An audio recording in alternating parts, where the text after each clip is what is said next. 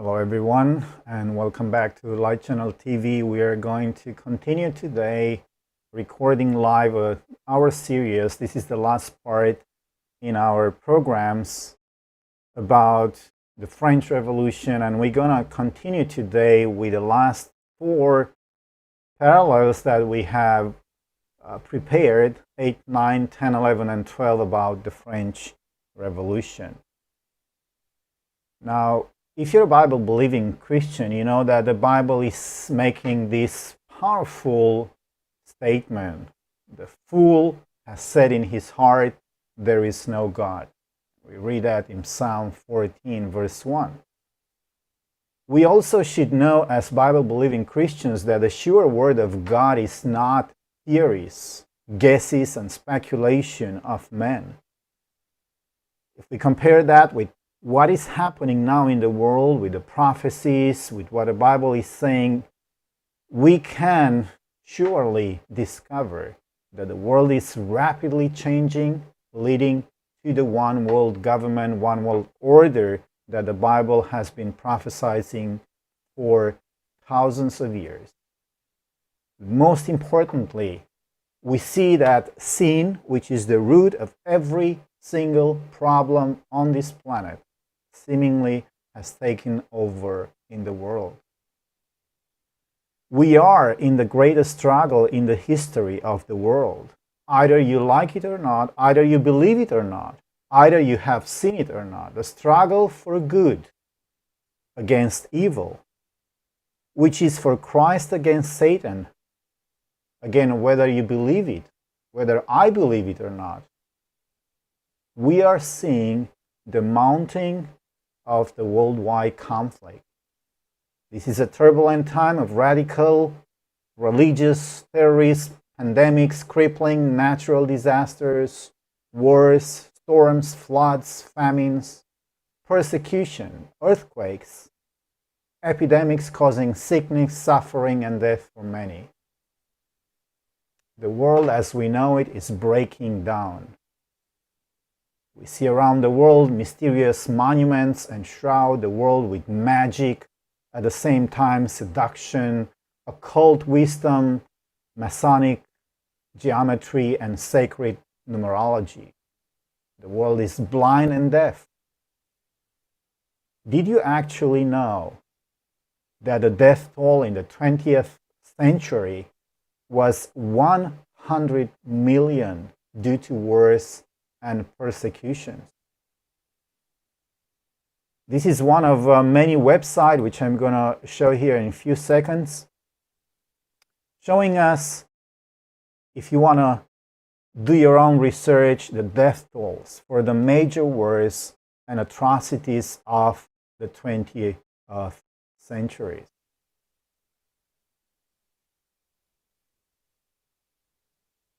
African continent faces radical Islam, tribal religions, village, occult medicine, spiritual warfare, wars, poverty, drought, famine, floods, orphans, widows, rampant diseases, corrupt governments, genocide, etc. I could go on.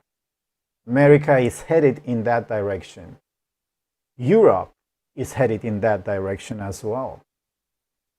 The old Christian values in Europe, the Bible-based morality, is almost disappearing.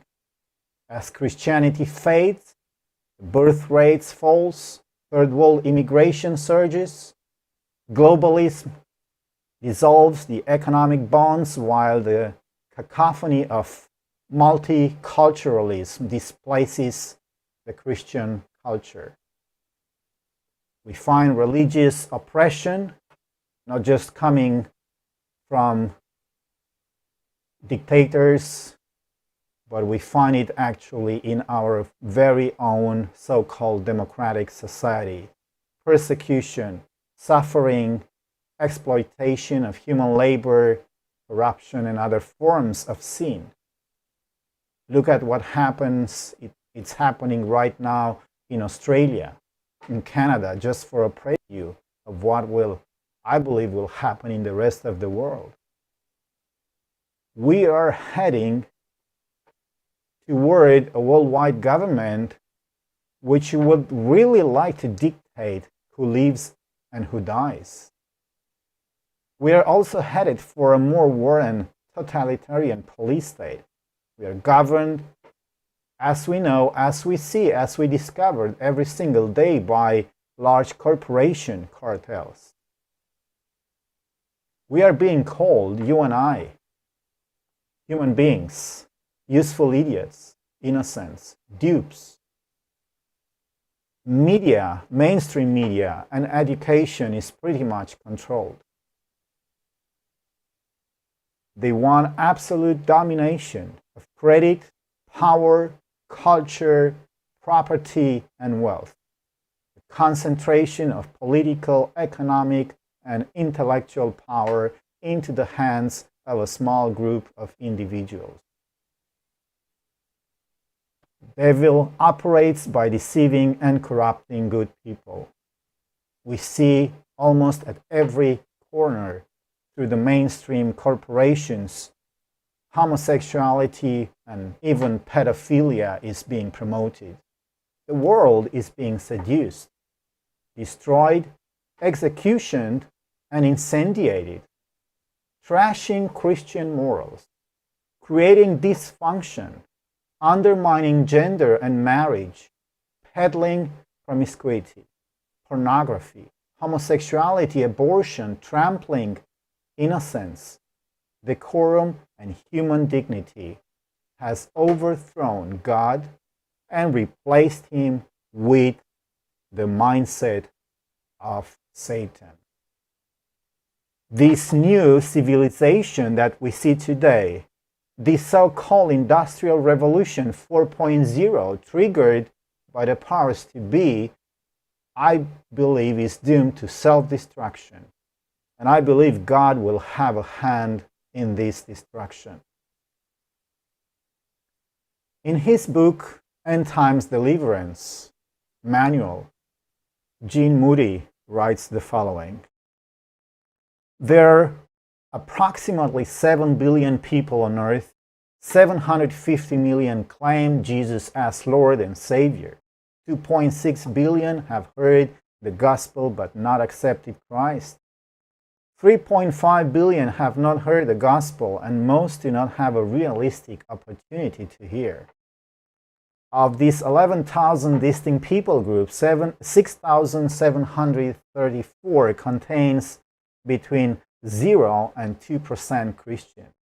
Many have no churches, Bibles, literature, and mission agency. Friends, it looks like the gridlock in geopolitics and policy is unprecedented. Understanding darkened ignorance, blindness, misinformation, deception, foolishness, fraudulent science. This is what we see almost every single day. Religion of so-called prosperity, unscientific psychology, concentration of wealth, reaping destruction. Heading toward the final destruction of world finance and economy. That was a quick assessment of the world we live in today. What about Europe? Country after country in Europe for decades has ignored God, believing Satan's lie of evolution, security and prosperity through socialism, happiness through material wealth, salvation and utopia through education, and peace through tolerance. Long ago, sins such as abortion, sodomy, pornography, and prostitution were legalized.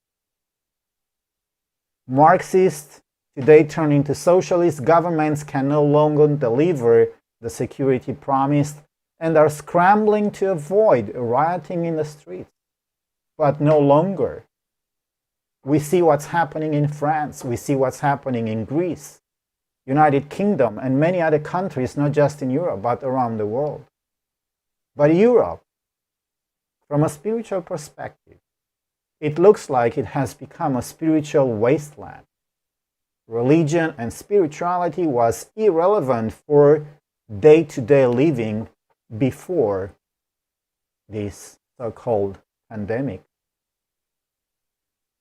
We see also from the other side that the Pope wants to fill the vacuum with his false gospel of pagan rituals and spiritual bondage promoted through every possible aspect of society, including the ecumenical movement.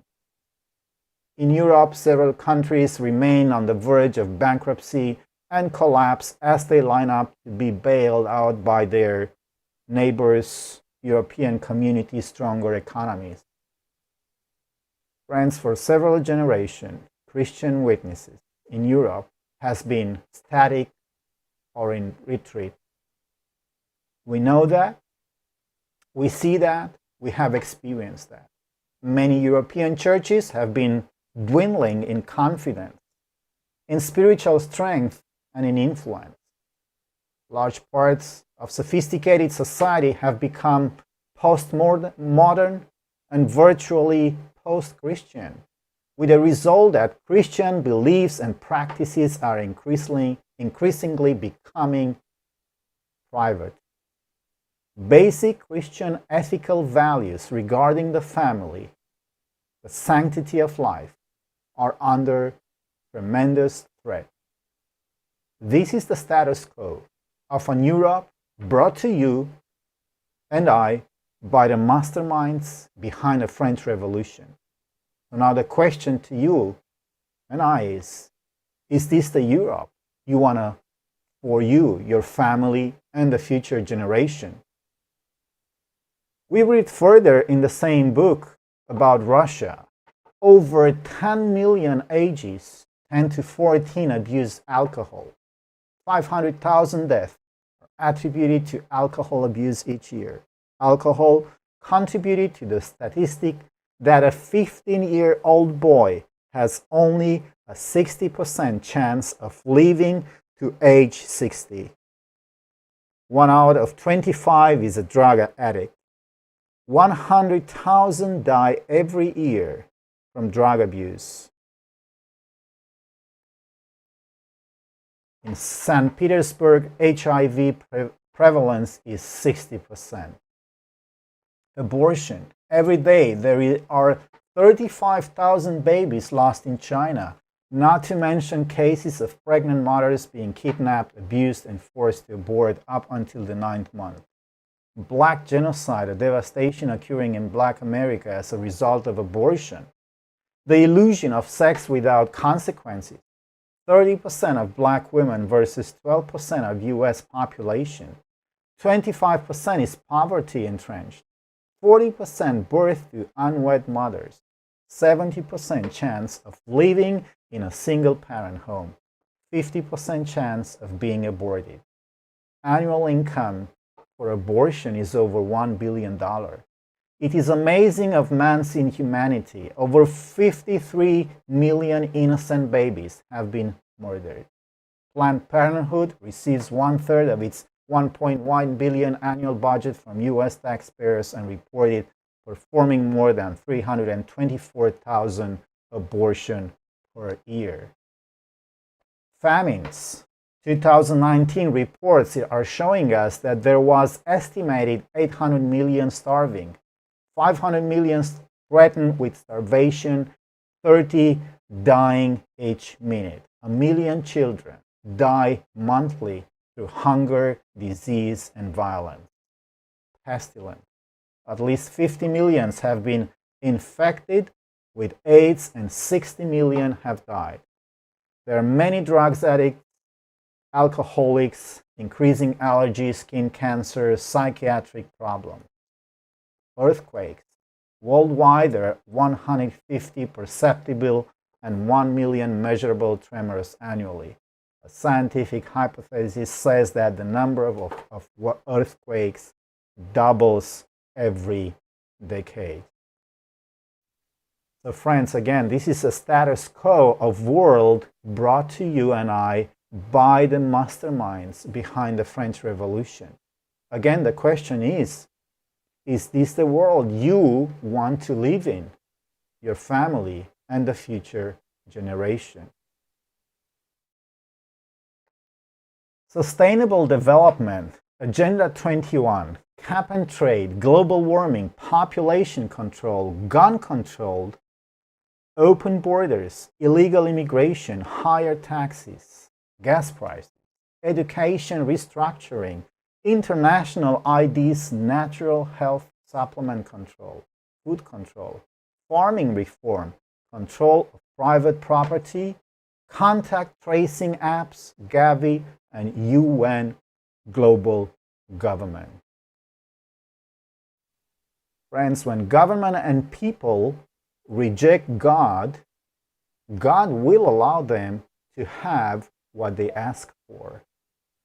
And this is what the world is having right now, here and now, in front of our very own eyes.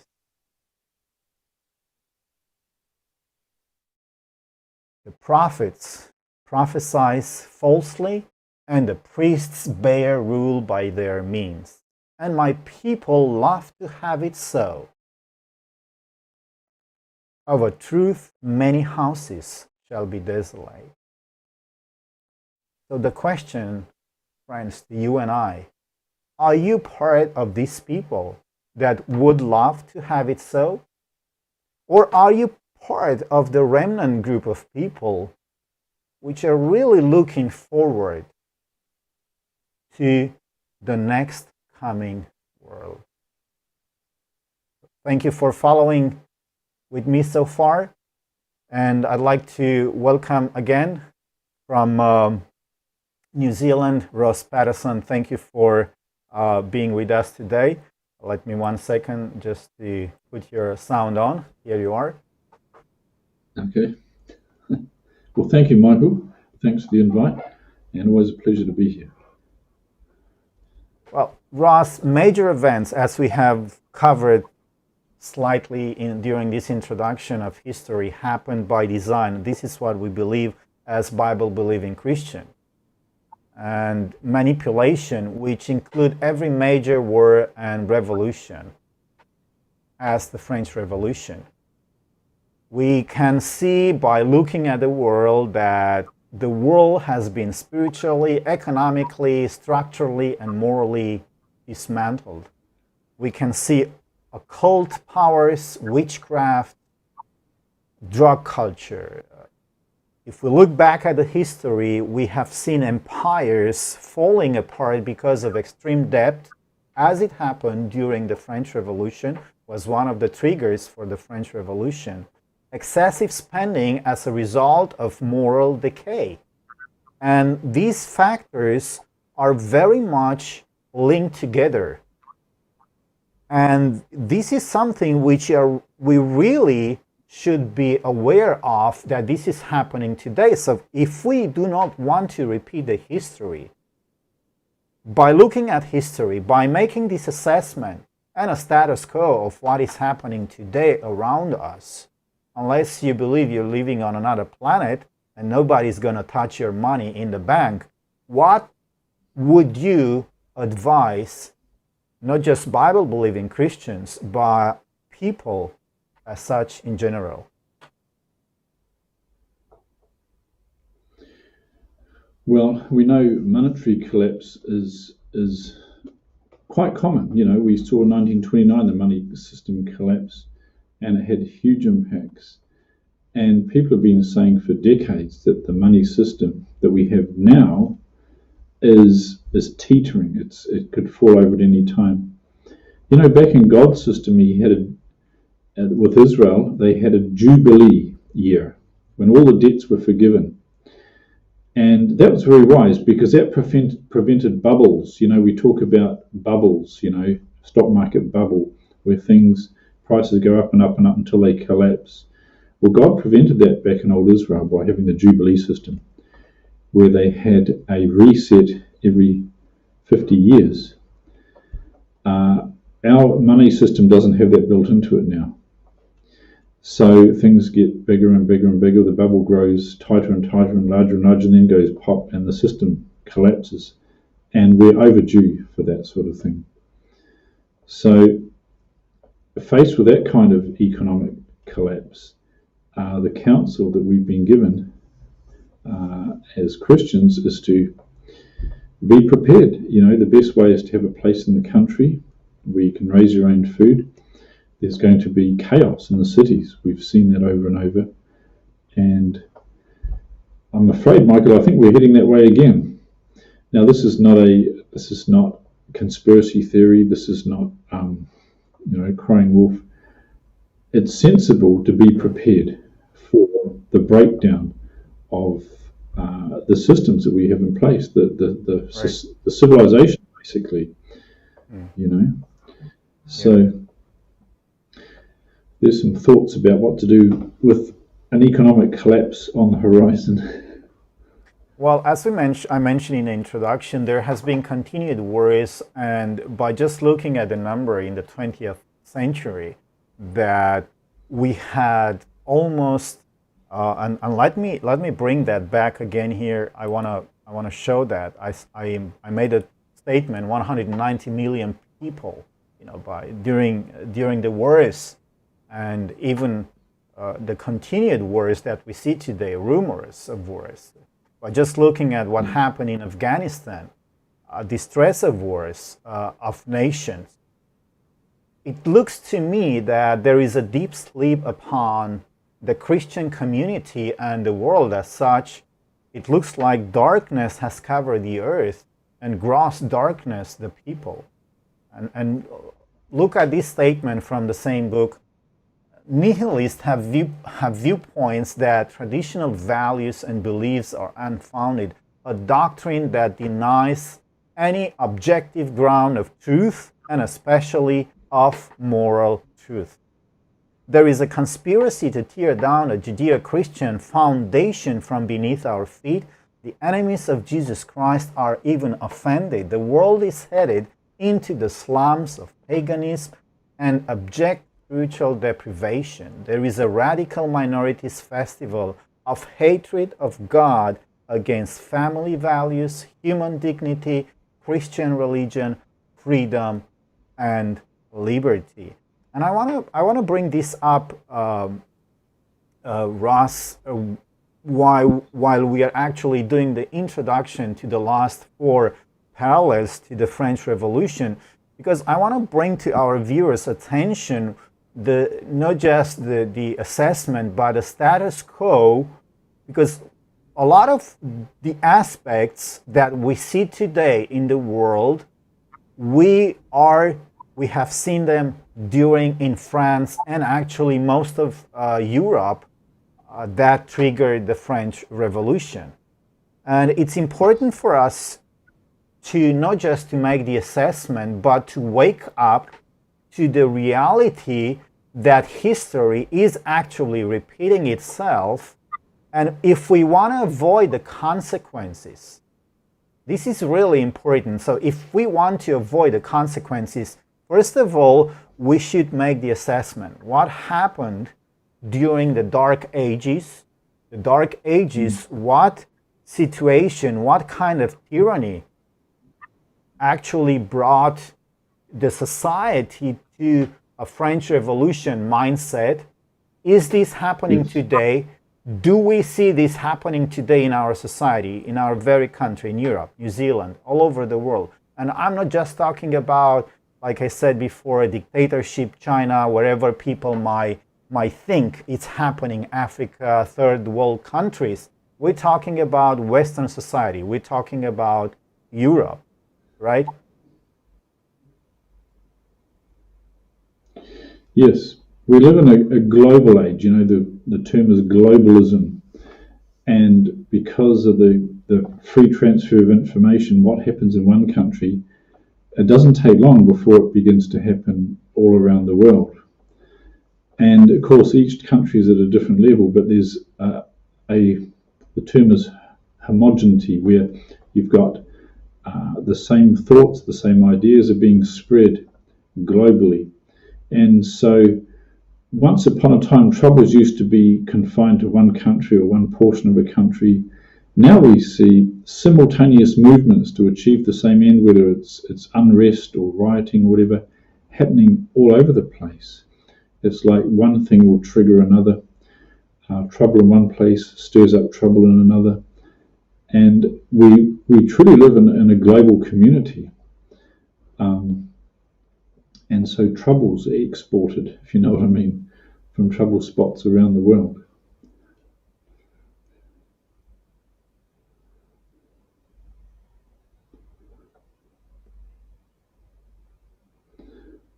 Oh, I can't hear you. Oh.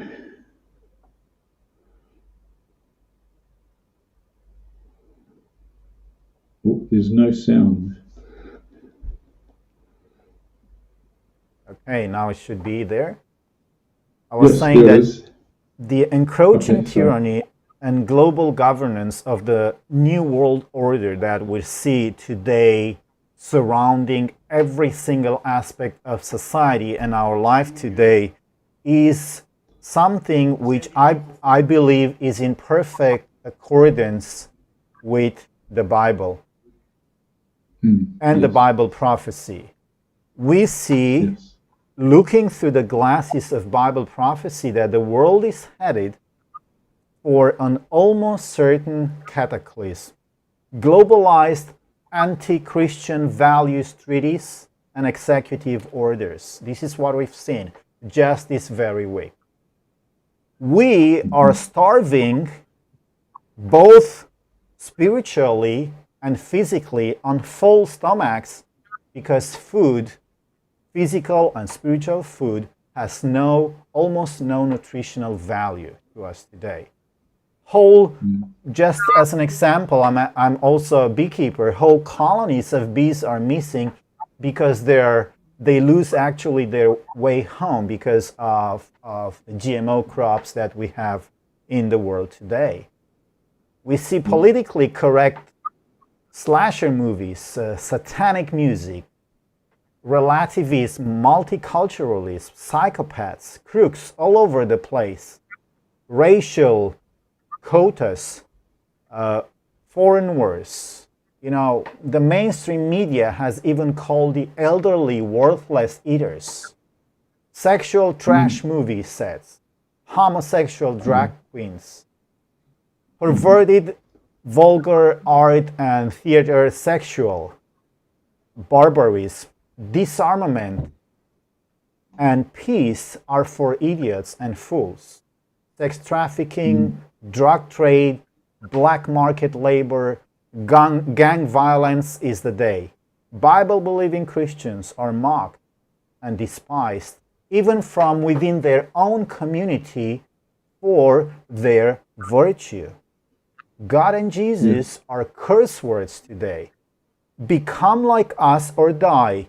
Be killed or put in a concentration camp, you unvaccinated, useless eater. These are actually terminology that we have heard in the mainstream media today.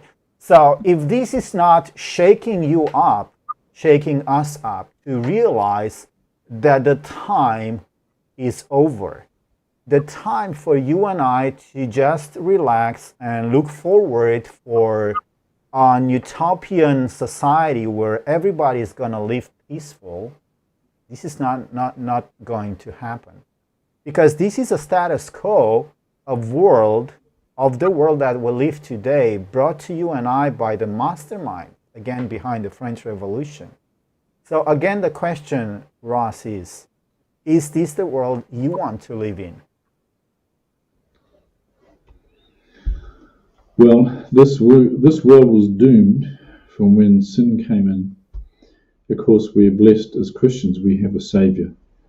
And the Bible speaks about a new earth, new heaven and new earth, wherein dwelleth righteousness, it says. You know, there's a world coming, we won't have to lock our cars, won't have to lock our houses. It'll be wonderful. And those who live in that world will be the sort of people that we want to live with. You know, the trouble we see in the world today is because people are not following God's basic 10 rules of happy living, which is his 10 commandments. If we truly love our neighbour, we wouldn't steal, we wouldn't kill, we wouldn't misrepresent people. It's because God's commandments, his laws, being ignored, that the world is so full of these hideous crimes. You know, God's 10 commandments actually are rules for a happy community. if everybody follows those rules, everybody is happy and safe. It's when one person chooses to ignore those rules that everybody suffers. For example, if you live in a happy community where nobody steals, but then one person decides to start stealing, everybody suffers. One person gains at the expense of everybody else. But we know in the world that's coming, everyone will live righteously, not because they've become robots, but because they've come from this world and seen the devastation of sin, seen the devastation of departing from God's rules for a happy community. So yes, we're looking forward to that. I would say this world is beyond salvage, but Jesus came and gave his life so that those who want to follow him, he will rescue from this planet, and then he's going to create a new one. Right. Well, let's move on to our next parallel, which is number 8. And let's point out something which history is showing us. So we read from the book The Great Controversy, which is quoting two historians, Samuel Smiles and J.A. Wiley. The result was general decline of the nation, intellectual, morally, industrial, and economically. Flourishing French industries decayed, fertile districts became a wilderness, intellectual dullness developed. Moral decay succeeded a period of unwanted progress. Paris became one vast almshouse. 200,000 paupers claimed charity from the king.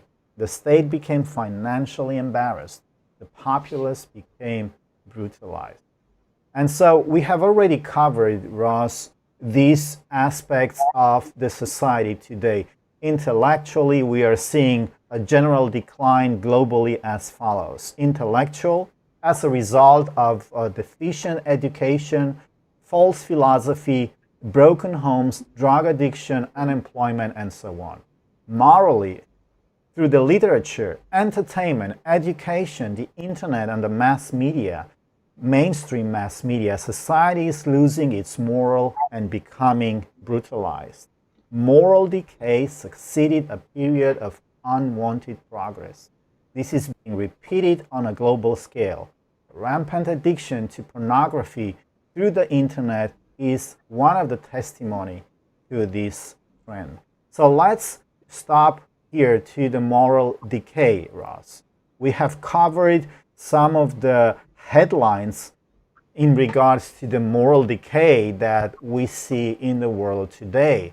I mean, there should be no question in anyone's mind that the moral decay in today's society, we see that showing its ugly face through every single aspect of society. And this is not just a philosophical conversation. Yes, that's bad, and you know, these people think in a wrong way or so and so. We're talking about the moral decay which has a full impact on our lives. Because the politician, let's take just for as an example, the politician behind the legislations today, where are they in terms of ethics and morality? At least a Bible-based morality today. Are we looking at a society which is being governed by a group of individuals which are basing their decisions, their way of thinking, their mindset on a Bible-based ethic and moral values? Or what kind of mindset do we see today being penetrated through the decisions that we see being promoted and actually enforced in today's world?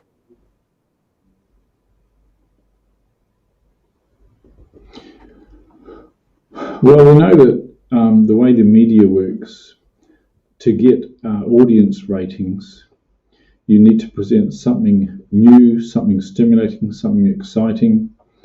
And once something that was new and exciting once becomes commonplace, they have to search for something newer, something more exciting, something more stimulating to get audience ratings. And this is how the mass media has led to a steady but slow spiritual decline in the world. What was considered very risque or pushing the boundaries, say, 50 years ago, would be almost a joke today, because the moral standards have been slipping every year. The standard gets lower and lower and lower to create a more powerful impact, to get more money, to get more audience ratings, you know what I mean? And so the mass media tends towards moral corruption. The same happens in all media forms, whether it's books, whether it's film, whether it's video, and of course with the internet now, information is spread so much quicker. It's not that the internet is inherently evil, but like any media, any form of media will ultimately get misused and abused, whether it's film or video. There was a moral decline coming through that. It gives opportunities for abuse. And now, of course, with the internet, information can be spread. And of course, there's good information, but of course, there's immoral information. So, years and years ago, back in the days of sailing ships, when the seaports were the entry point for countries, seaports became notorious for being hotbeds of vice. Do you know what I'm saying? Because that's where new ideas, new information came through into a country at seaports. Now, of course, anybody, anywhere has access to far worse information than people had back in the days of sailing ships. And so the whole world is being oppressed by this moral decline.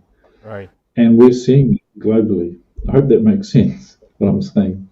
Very good comparison. So by comparing a seaport with our mind, with our eyes, we should be very much, at least as Bible-believing Christians, but anyone should be guarding their seaport, port of entrance to their life, to their minds. Now, the Bible is pointing to industrial and economically decline. After a period of unparalleled industrial and economic growth, the world now appears to be in decline, especially in the Western world. And because of the various destructive forces in operation, undoubtedly we will see increasing declension. And we're going to cover this in the next parallel, because is this something which we are seeing in the world today? And I believe a lot of our viewers which are following with what is happening in the world today and taking the necessary steps and measures, because if you are a Seventh-day Adventist, Bible-believing Christian, you have been warned about what is going to happen in the world and what is happening right now in the world. And you have also been given the guidance and the manual for the end time. So you should be very well prepared by now, at least starting to get prepared for the end time. But let's move on a little bit here. Russ, the great controversy book, is showing us from the history what happened to France as a country when actually it rejected the principle of the Protestant Reformation by accepting the policies of the papacy. And this is a major topic, and we will not be able to cover this today just in a few minutes. This is a topic of entire books. I just want to emphasize today, again and again, that the Protestant Reformation that was brought by God into, first of all, Europe, with the goal of spreading to the whole world, came also to France. So France was actually one of the first countries, this is what history is telling us, that received the Protestant Reformation by, as this quotation is telling us from the book A Great Controversy, page 285, atheists, infidels, and apostates oppose and denounce God's law, but the result of their influence prove that the well-being of man is bound up with his obedience of the divine statutes. Those who will not read the lesson from the book of God are bidden to read it in the history of the nations. Okay, This is just another words, those that do not learn from history are doomed to repeat it.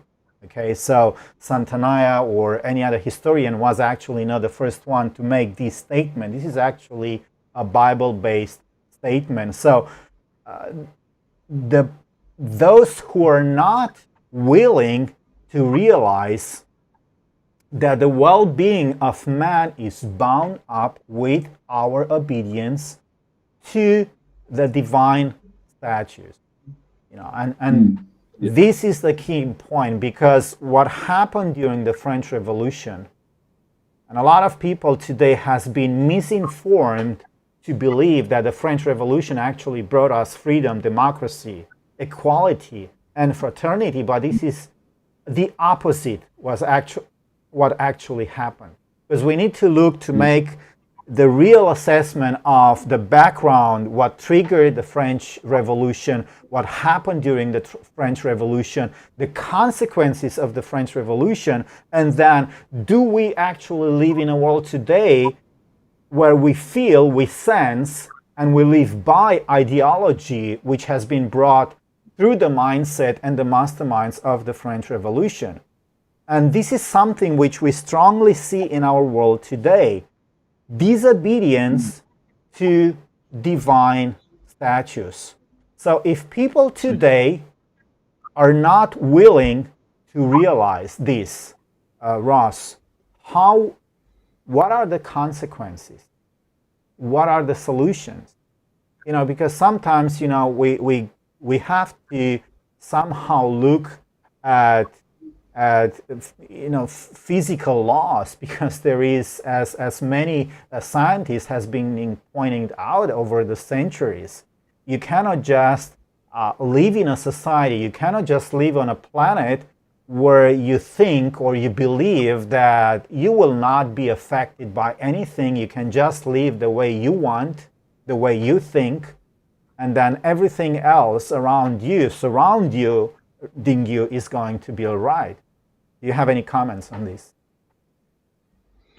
Yeah, this is what the great controversy, if you like, is all about, between truth and error. The principle that God's government works on is serving others, self-sacrificing. The principle that Satan brought in, Lucifer, and he became Satan, was no, look out for yourself, serve yourself, seek to exalt yourself, make yourself number one. And all the conflict we see in the world today is based around these two principles. Are we following God's principles, and that is put self aside and serve others?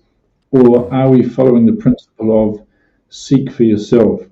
We read in the Bible, it talks about Lucifer. He says, I will exalt my throne above the stars. I will do this. And it's all about I, self-exalting.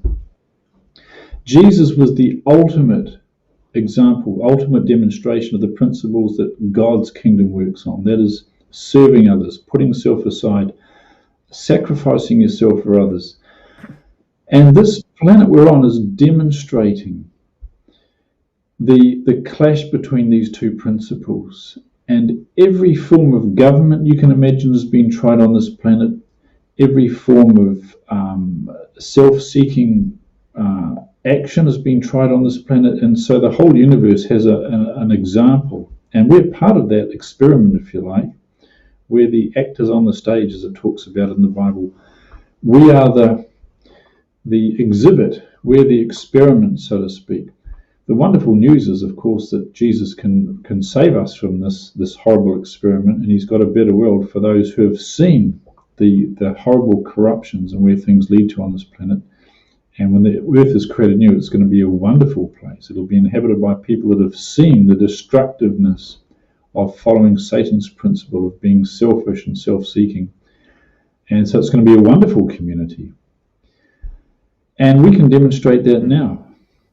You're going to have to excuse me. I've got to make a quick phone call. I've just been called by somebody. My humblest apologies. I've got to call this person back. No problem. I'll take over from here, and you'll just come back when you finish. I'll see you on the other light. Let me just mute your microphone. Yeah. Well, Revelation 13:2 Revelation chapter 13 verse 2 and Jeremiah chapter 13 verse 20 through 23 actually states that the papacy will never change. We have seen what happened during the Dark Middle Ages.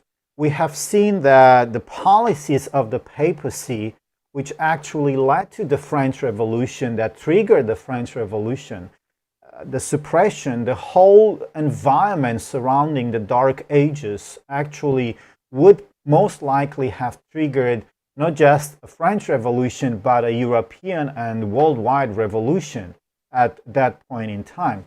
At the same time, we know that if you're a Bible-believing Christian, God gave you and I the mission of carrying the gospel to the whole world. Then He will return. And carrying the gospel, it's also making information available about what happened in the history, about what we know will happen in the future, relating it and linking it to the past, present, and the future. If we look at Revelation chapter 14, verse 6 to 16, and Matthew chapter 24, verse 14, we can link these Bible verses together because they're actually coming from the same source. And we should understand that we should expect the papacy to do exactly as she did during the 16th century and during the Middle Ages. So if the papacy, through her policies, triggered the atrocities of the French Revolution, what happened during the French Revolution, and people were brought to a situation which they were during the 16th century, which triggered the French Revolution. And we see the same things happening today. Even if the papacy is actually kind of, at least for some people, are not really there. It's not really there. Some people believe that the papacy has lost its power. Even within the Christian community, believe that the Pope has no power today.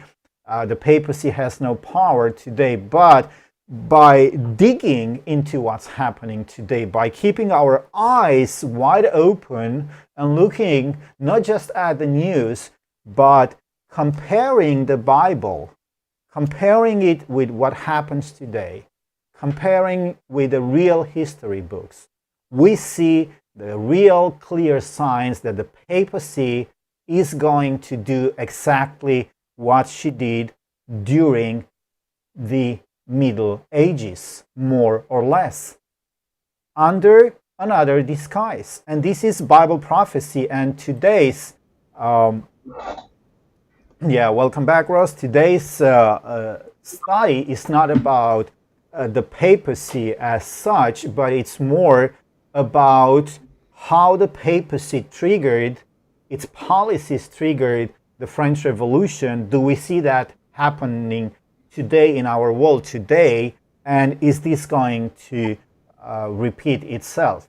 So, question, which entity today is currently working ferociously to persuade nations and religions to, for example, and we have seen that for you and I, which have been part of at least a small movement to kind of counteract this work, which is to persuade nations and religions to sign a declaration that is over, and the Protestant Reformation is over. And will this result in the same consequences as did the French Revolution? Because this is a question to you, Ross. It's a question to our viewers.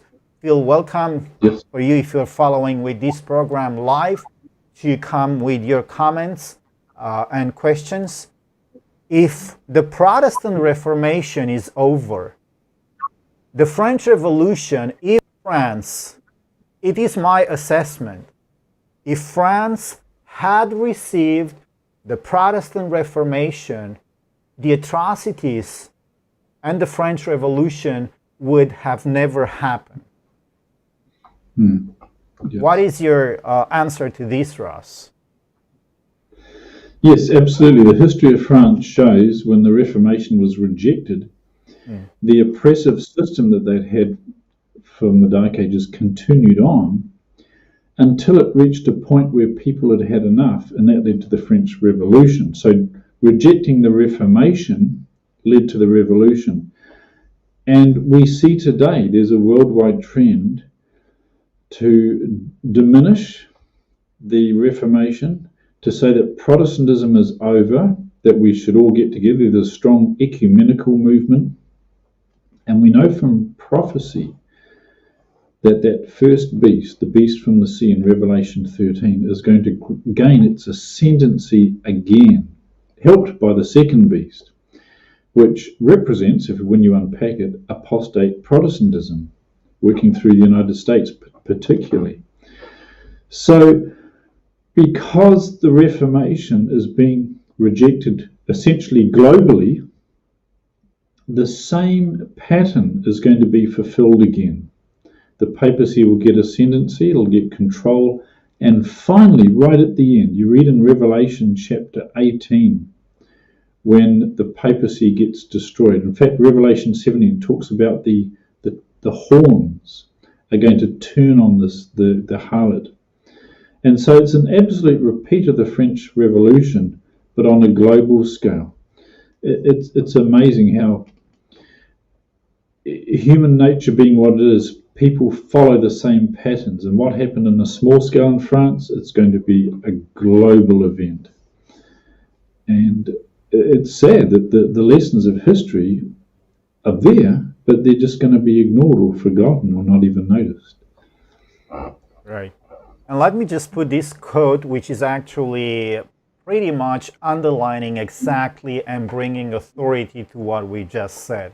This quote from the book Great Controversy: in the 16th century, the Reformation, presenting an open Bible to the people, had sought admission to all the countries of Europe. Some nations welcomed it with gladness as a messenger of heaven. In other lands, the papacy succeeded to a great extent in preventing its entrance. And the light of the Bible knowledge, with its elevating influences, was almost wholly excluded. In one country, though the light found entrance, it was not comprehended by the darkness. For centuries, truth and error struggled for the mastery. At last the evil triumphed, and the truth of heaven was thrust out. This is the condemnation, that light is come into the world, and men love darkness rather than light. John 3:19. The nation was left to reap the results of the course which she had chosen. The restraint of God's Spirit was removed from a people that had despised the gift of His grace. Evil was permitted to come to maturity, and all the world saw the fruit of willful rejection of the light. So, my friends, this is exactly going to repeat itself. This is not really directly God punishing the world. This is what we're going to reap. This is what the world is going to reap. We are going to see the fruit of willful rejection of the light.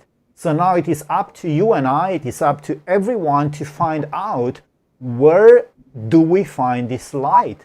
And what is actually this light? Do we find the light promoted by the mainstream media, by Hollywood?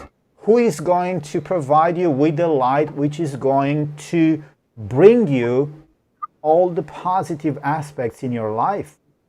It is up to you and I to make the decision now, today, before it is too late. Now, let's go back to one of the darkest aspects coming out of the French Revolution, which we covered before. But I want today, at the end of these programs, to link it to the moral aspects, or the lack thereof, that socialism is bringing under the guise of social justice, which is basically Marxism of socialism, communism, and related forms. And let me summarize it. in case you haven't had the time and the opportunity to study this in depth, what that is. Well, it's going to be because it has been, the government is going to seize huge portion of industry, racks up colossal debt, pushes a so-called fairness doctrine, as we understand it in the UN Agenda 2030. That's distribution of wealth. We covered that in other program. Socialism, if we look back at history, and even today has repeatedly proven a failure because it contradicts man's God-given nature, inherently leads to violence, and is anti-biblical. Leftists want to use the government to redistribute wealth, dismantle traditional marriage, family, impose international law, and much more. And if you believe this is a conspiration, a conspiracy theory, I think you haven't been really awake during the last 1.5 years to realize what has been happening around the world. So let me just shortly summarize this agenda I just mentioned. Destroy the concept of marriage as being a one man, one woman. Teach homosexuality in school, same-sex marriage. Do we see this happening today? Prosecute pastors, others who call homosexuality wrong by strictly enforcing a hate crime bill. And friends, this is happening even in Denmark. We do have a hate crime bill in Denmark which actually can bring prosecution to pastors that are calling openly homosexuality wrong. Shut down churches that speak out against the militant homosexual agenda, subordinated to United Nations. We have seen that 2020, 2021. Make it illegal to talk about some aspects of the Bible. Unprecedented deficit, bankrupting children and grandchildren. Shut down much of American and worldwide industry with climate change law and what we're actually seeing, global reset. We have seen major parts around the world of different industries being shut down because of the forced lockdown. So friends, we're not living into just a precursory nightmare of what is going to happen. No, we are living into French Revolution 2.0 right now. And we're going to reap, the world is going to reap the consequences because obviously, at least to me, it seems that the world is still, and even the Christian community is still very much sleeping. And what would it take, Ross, to wake up the world? What would you do? What would you believe would take to wake up the world before it is too late? Well, that's a challenge because our greatest need is a revival, But here's the scary thing, is we know from prophecy that there's going to come a false revival before the true. We're going to see a galvanizing of the Christian world, but not necessarily in a good way. We know that ultimately this is going to lead to calls for Sunday laws. The way the devil works is he will push society hard one way, and we're seeing this hard pushes, all the things you've described, the hate speech laws, the pro-homosexuality, all of this, which we could call it the liberal left agenda. And it's pushing hard one way, but there's an undercurrent that's growing, that's resisting this, the conservative movement, if you want to call it that, the conservative right. You've got these two parties, these two sides of the coin, the left and the right, and so Satan likes to swing the pendulum one way, and then he will get a reaction and swing the pendulum back the other way. We know that when the Sunday laws come, and this is going to be, I guess, considered ultra-conservative, right-wing, we got to get society back to Christianity attitude. So it's not a case of which side are we on. We shouldn't be on any side, because it's like the Satan, he's the puppet master. He's got both of them working, and he'll push this one, and then he will push this one, and like the revolution, French Revolution. Are you for the revolution or are you against the revolution? Right. Well, if you're a genuine Christian in the middle of all that, you'd say we're not either for or against. We're not on either side. We're on Christ's side. And this is what will happen at the end. I think God's true people are going to be caught in the middle of this battle between the left and the right. We're seeing the hard left push at the moment, but you wait for the hard right push to come when it comes, which is going to lead, I believe, to Sunday rules. Well, let's have a quick look to underline what we've just mentioned, because do we see the papacy working undercover to bring in this socialism into today's society, into the politics? And let's have a quick look at what former Catholic priests working through his ministry, Berean Beacon and Richard Bennett, is actually making this statement. And follow with me, I made some notes on his article here, which you can find on his website. He's making an explanation about the Roman Catholic socialist agenda. The purpose of Vatican social doctrine is officially stated, quote, "With her social doctrine, the Church aims at helping man on the path of salvation." End quote. This is a primary, writes Richard Bennett, and sole purpose. Thus, the Vatican is ambiguous in defining the intent of its social doctrine. It focuses on the good social works that people do. It assumes that these social deeds proclaim God and His mystery of salvation in Christ. However, salvation in Christ is totally separate from human deeds, as it is exclusively by the power and the authority of His name. And this is indeed a very interesting article. I would recommend anyone, our viewers, if you really want to understand actually the purpose and the reasons behind the Catholic social doctrine, which you find in United Nations Agenda 2030, and many other institutions, even Christian institutions, have actually taken over this social justice agenda and promoting it through their organization. I would strongly recommend to have a look at this article, which is a very good expose of the Catholic so-called social doctrine. Well, let's move on to parallel number 9. We still have a couple of them more to go, which is coming here. The downtrodden, poverty-stricken masses combine to defend their interests. We have already covered this, and we have witnessed a similar situation in the formation of labor unions to protect the working person. In the future, we will witness an intensification of the combination of the poor classes in the light of the forecast that labor unions will be very oppressive, and these unions will rob the poorer classes of the advantages which justly belong to them. And the unions will combine with apostate churches to enforce the mark of the beast. This is a quote from Selected Messages, as you can see here on this slide. Now, let's have a look, because we have covered poverty.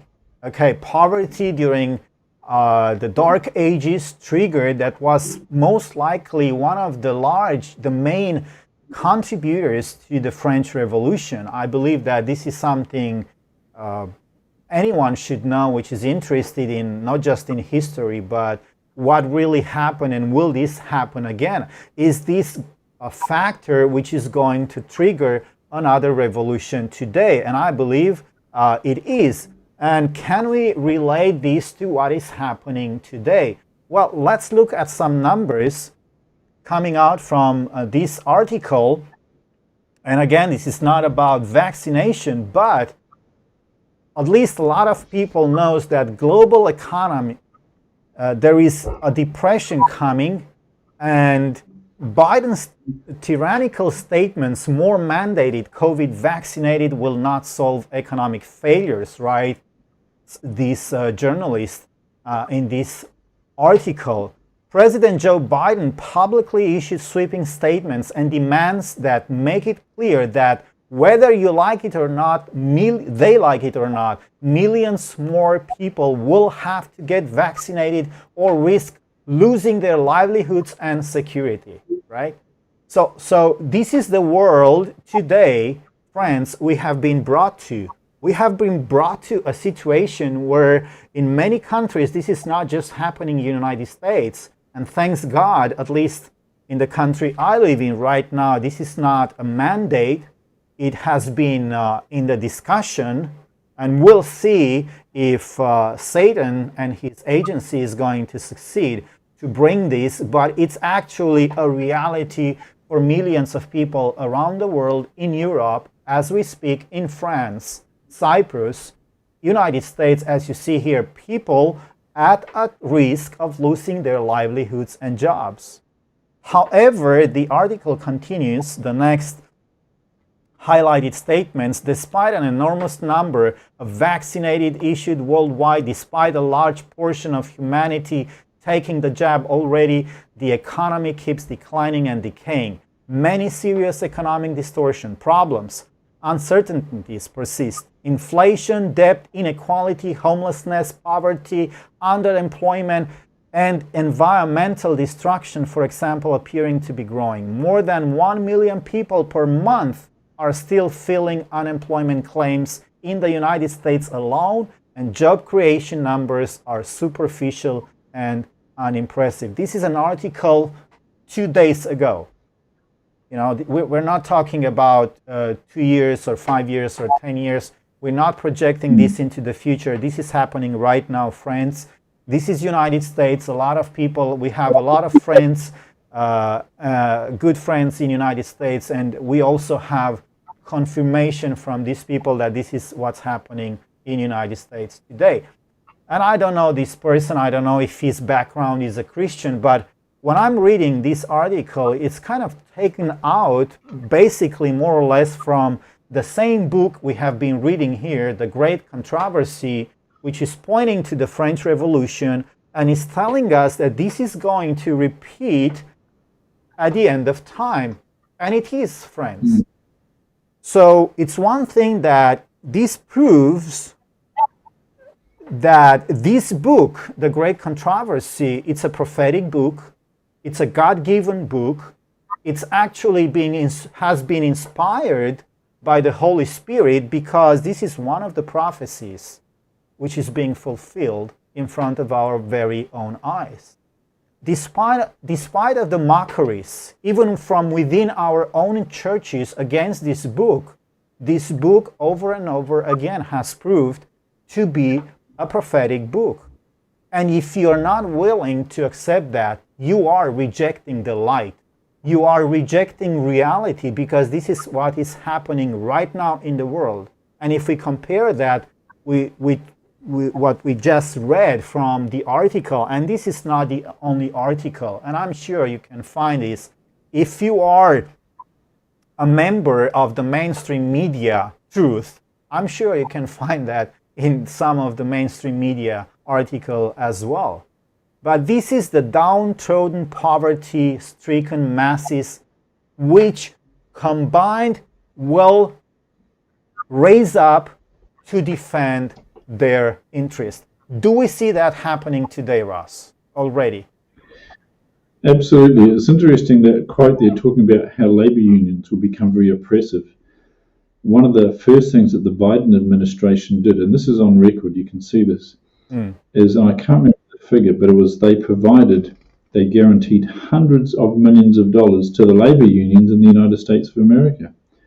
Why a federal government would give money to labor unions, you got to wonder. They say, well, it was to help with job creation. But this is only going to fuel the fulfillment of that prophecy. As we saw the statement where the poorer classes will combine for the defense of their interests, by funding the labor unions, this is going to fuel the fire, so to speak, for labor difficulties down the track, when people will demand higher wages, You're going to see strikes. You're going to see industrial action. So absolutely, this is being fulfilled, and the Biden administration is again, you'd have to look online to get the exact figure, but it was huge amounts of money going to the labour unions in the United States. So that the stage is being set for the fulfillment of this prophecy. It's absolutely amazing. We are really living in the last days. Definitely. And let's go and cover, because it is my understanding that this very subject we're talking about is vastly covered, and every living person should know what is going on around the world about poverty. This is not a secret. What's happening in the world today, the consequences of mandatory vaccination, the lockdowns, has brought destruction. Major economists, experts around the world, which I'm reading and following from time to time, and I don't even, as I see, bring in the Christian background, but they're just more or less looking from an expert view, are bringing us the numbers which you just mentioned. So it's not about the numbers. It's not that, okay, the economy is only 50% going to collapse, so okay, the other 50% is going to survive. So what can we do to repair the economy? What happened during the French Revolution? If we look from that perspective, we haven't even covered all of these aspects from the French Revolution, because there.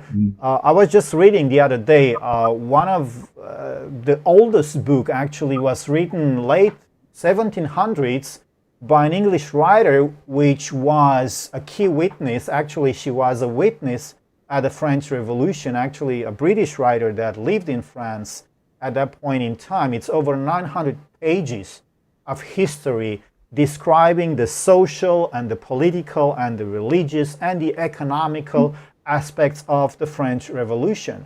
So even if we know that King Louis XVI tried to recover the French economy by taking some drastic measures, it didn't work. Because at the very core of the French society at that point in time, everything almost was, it wasn't just about distrust in the government and in the kings and in the nobility, and it wasn't just about the economy. It was, in my view, and hopefully this is also being understood by our viewers, that what brought to the collapse of the French society was, as we were just reading a couple of quotations before, I'm going to put it back here on the screen, was their disobedience to divine statutes. This was at the core of the collapse. Disobedience to divine statutes are going to lead to, unmistakably, without doubt, whatever measure governments are going to take around the world, whatever new climate lockdown they're going to enforce, which is already being served to the masses through their corporate media, this is not going to save either the climate or the economy of the world.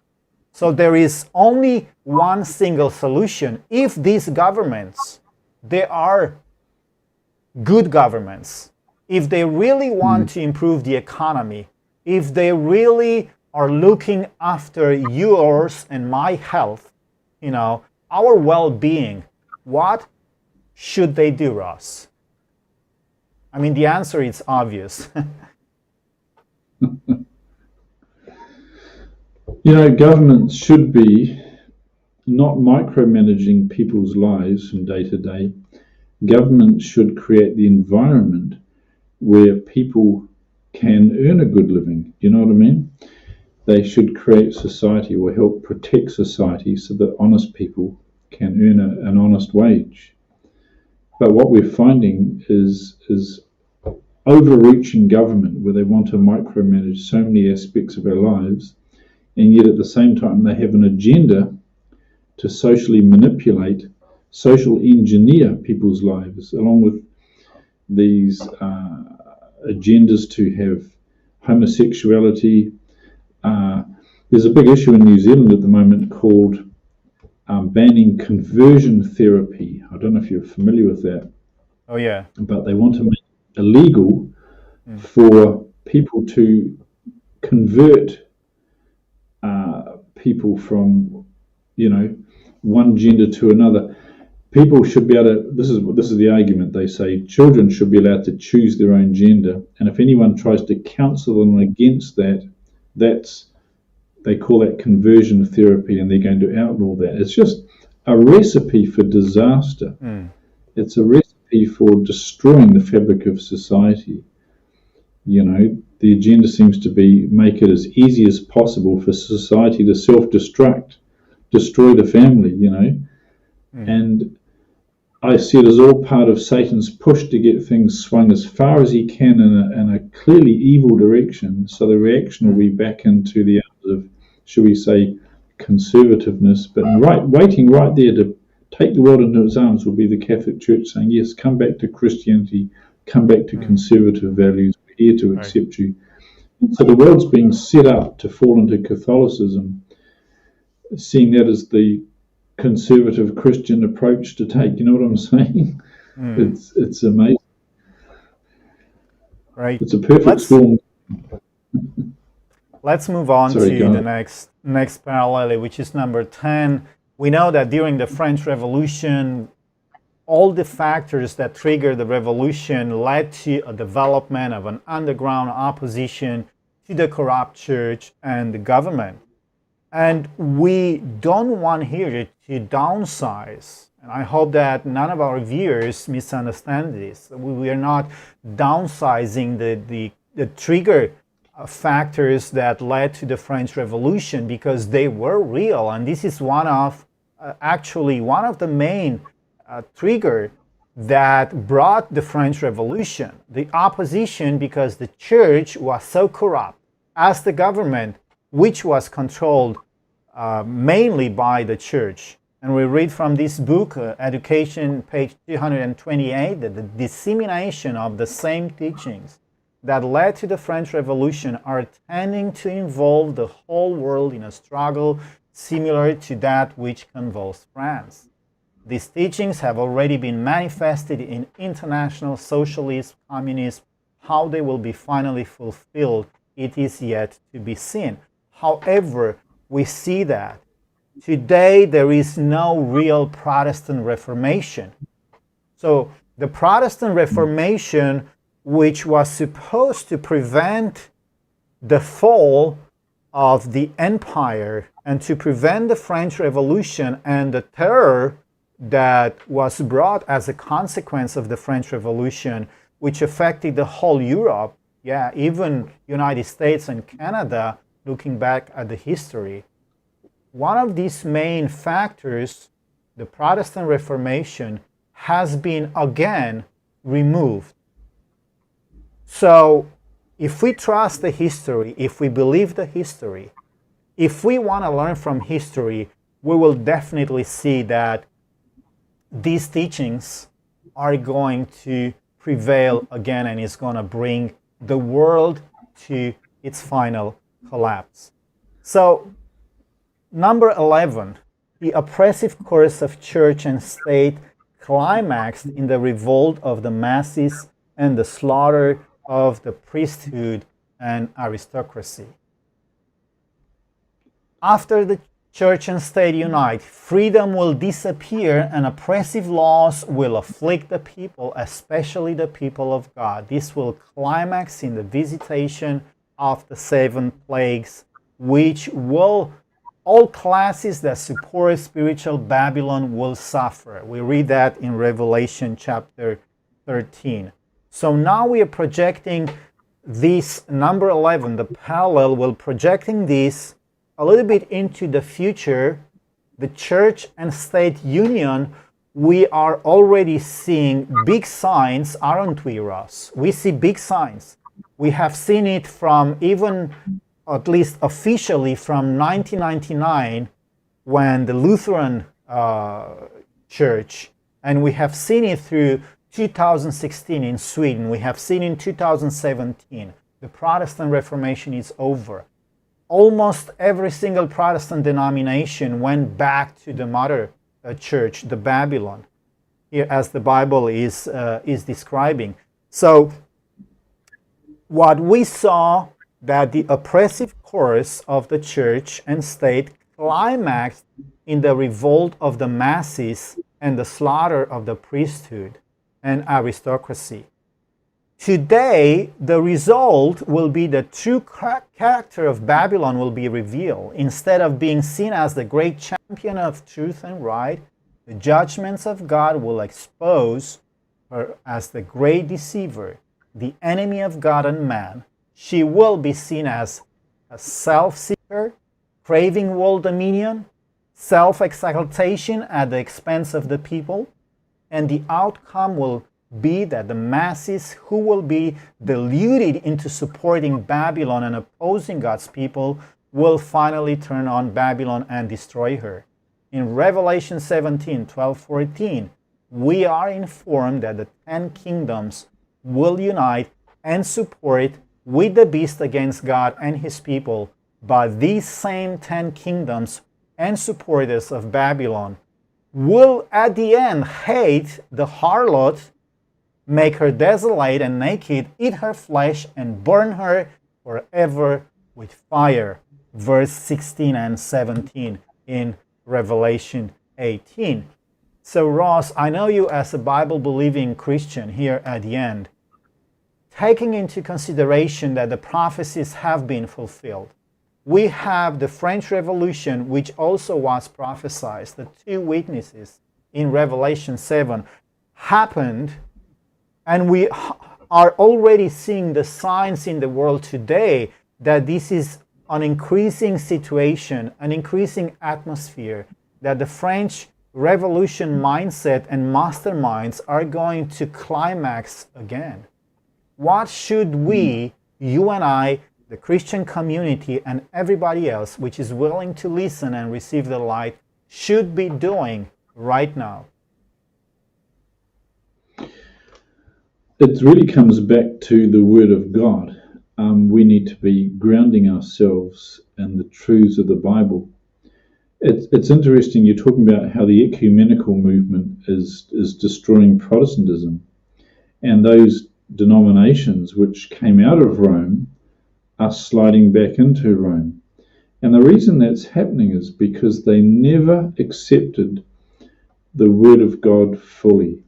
I mean, a classic example is like Sunday observance. It creates a bond of sympathy with Rome, we're told. There's a wonderful statement in a book that says that. If you're part of a denomination that says, we're not Roman Catholic, we want to follow the Bible, but we're going to compromise on all these areas and not follow the Bible 100%, given time, they will slide back into Roman Catholicism. It might take generations.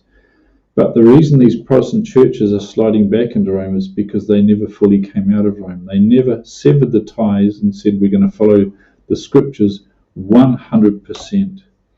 Tradition has zero value. All these churches have some weight on tradition, some weight on non-scriptural practices and doctrines. And so, slowly, given time, they slide back into Rome.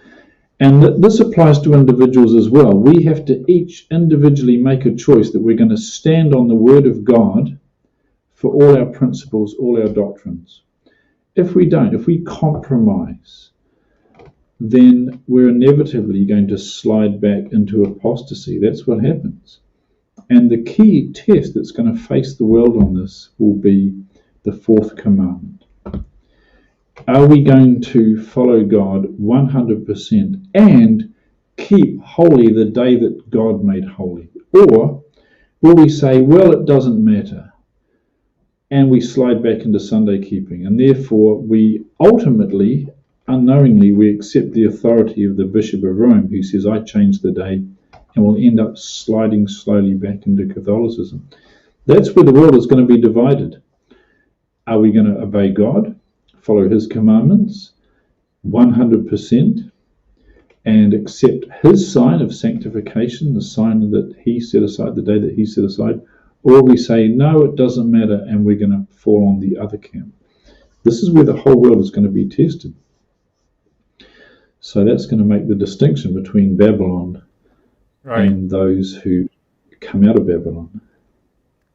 And the last one, the last parallel that we're going to mention in this series of presentation is number 12, which is the future prophecies of what is going to happen in the world, and we've already mentioned that. And we know from history that after the slaughter and of priests and aristocrats, the populace turned on each other in the reign of terror, and fratricide became the order of the day. And what is going to happen, as the Bible is pointing out, the order of events will be similar but on a worldwide scale. After the masses turn on their religious leaders and destroy them, and they then will turn on each other in slaughter. Zechariah 14:13 makes this statement, "They shall lay hold everyone on the hand of his neighbor, and his hand shall rise up against the hands of his neighbor." After the saints, the statements from the book Early Writings saying had been delivered by the voice of God, the wicked multitude turned their rage upon one another. The earth seems to be deluged with blood, and dead bodies were from one end of it to the other. These are really scary prophecies, Ross, and a lot of people I know, I understand, they're not really willing to accept that the world is going to be so bad, that humanity has become so bad. You know, we're living in a day and age where humanistic mindset has been brought to us through the French Revolution and has penetrated the Christianity to a very large extent. But we are asking our viewers, and we are asking anyone willing to receive the light, to go back to the source of truth and not to human beings, because it is not up to you and I to translate the light to the people. We are only here to transfer that, to make a transfer of this information to our viewers. So we have reached the end of these presentations about the parallels in between the French Revolution and the world we live in today. And thank you to you, Ross, and I want to thank you here live for being very open and being ready to answer my questions here on the fly. You haven't actually prepared for my questions, so thank you for actually being so prepared as you have been. And hopefully, God's will, we'll see you again in another program that we are preparing here at Light Channel. So if you have a last comment on this presentation, Ross, you're welcome to do it. Thank you. Yes, like we just ended talking about the end of the world, when there'll be slaughter throughout the world, and it parallels the French Revolution. There was a quote you read earlier, talked about how the Spirit of God was removed from France when they avowed atheism. They had the God of reason. They rejected all religion. And the crazy things that happened in France during that strange time. This is what happens when the Spirit of God is removed from people. And we're going to see that right at the end. In this world, on a global scale, horrible, strange things are going to happen. Things which we can't imagine now. You know, for so long we've lived in what we'd consider civilized society. But when the Spirit of God is removed, we see strange developments. You know, things that wouldn't have been dreamed of can happen very quickly. We look at, say, Nazi Germany. Who would have dreamed in the 1920s that within a decade or so, Germany would be building concentration camps and having industrial slaughter of people groups within its borders? You know, people would have thought, don't be crazy. But when the Spirit of God is removed, it's amazing to what lengths human nature will take society. And so while we've shared some pretty scary things, don't be surprised at what happens when God's Spirit is removed. And that's why we need to say, Lord, help prepare us now to stand when these things happen. It's only by the grace of God that we will go through this time. And God God can do that. You think of the three worthies in Daniel chapter 3, they were thrown in a fiery furnace, and yet God was right there with them. He didn't stop them from going into the fire, but he was in the fire with them and preserved them amongst the flames. And that's what God can do for us today. And amen to that, Ross, and thank you. And here from Light Channel TV in Denmark, a last thought about these programs is that the Bible predicted the events of the French Revolution. This is history. It's undeniable history, factual history. The Bible has also prophesied that this world will come to an end and that no kingdom on earth will stand against the kingdom that Christ will establish. Because Jesus has promised he will come back again, and we see the signs that he is coming soon. Yet the light of the gospel must be preached to the whole world before we will see him again. And the question to you, our friends and viewers, are you doing your part to share God's good news with everyone around you? Let us not be discouraged by the darkness that fills the hearts of humanity, but by what is happening around the world today, because the light of God's love will shine supreme in this world very soon. Thank you, and God be with you.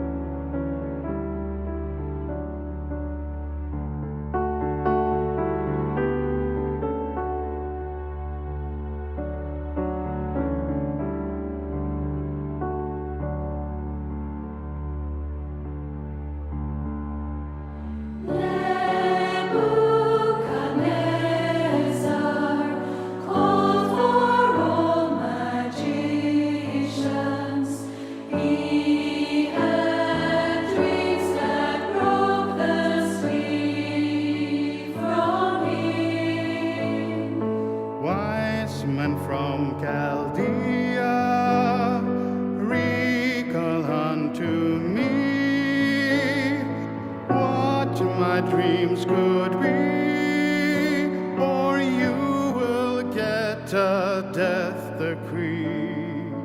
King, live forever. Too much you are asking for. There is not a man upon the earth that can your dreams restore.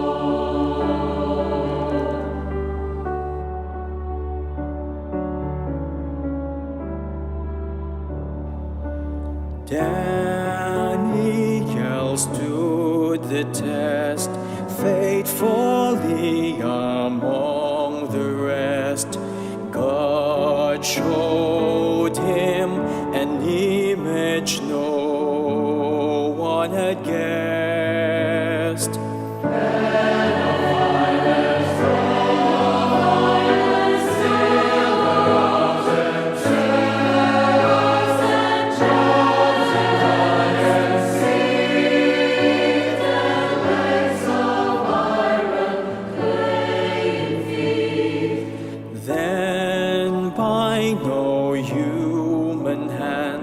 A stone was cut out by command, hit the feet of clay and died.